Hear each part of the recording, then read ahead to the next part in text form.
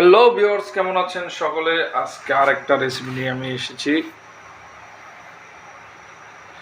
আজকে দেখাবো এবং খুব কম সময়ের মধ্যে পুঁই শাক রান্না করা রেসিপি। পুঁই শাক খুব কম সময়ের জন্য কথা না বাড়িয়ে শুরু করা যাক। আমি মাছ ভেজে নিয়েছি, মাছটা ভেজে আমি তেলটা দিয়েছি, চুলা জ্বালিয়ে দিলাম।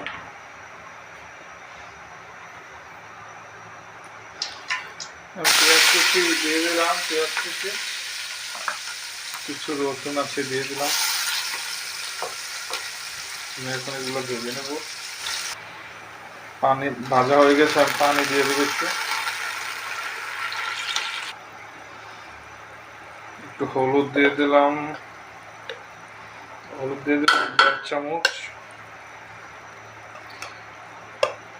মরিচ দিয়ে দিলাম একটু, 1 চামচ। একটু লবণ দিয়ে দিলাম। আমি এটা কষিয়ে নেব।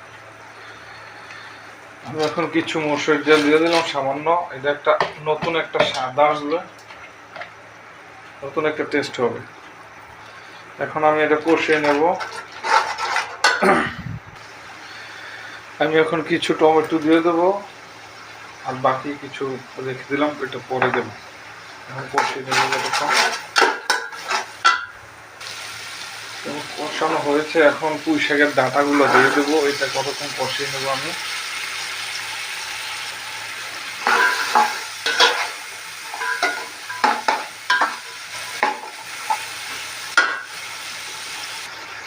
কিছু লবণ দিয়ে দিলাম, আর কিছু কাঁচামরিচ দিয়ে দিলাম।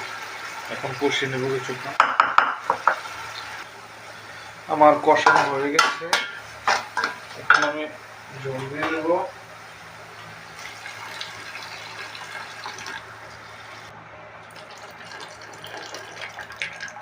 জল দিয়ে দিলাম,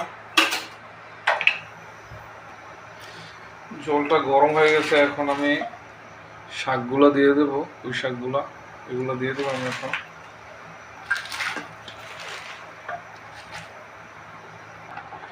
শাক দিয়ে দিলাম, এখন আমি আলু দিয়ে দেব।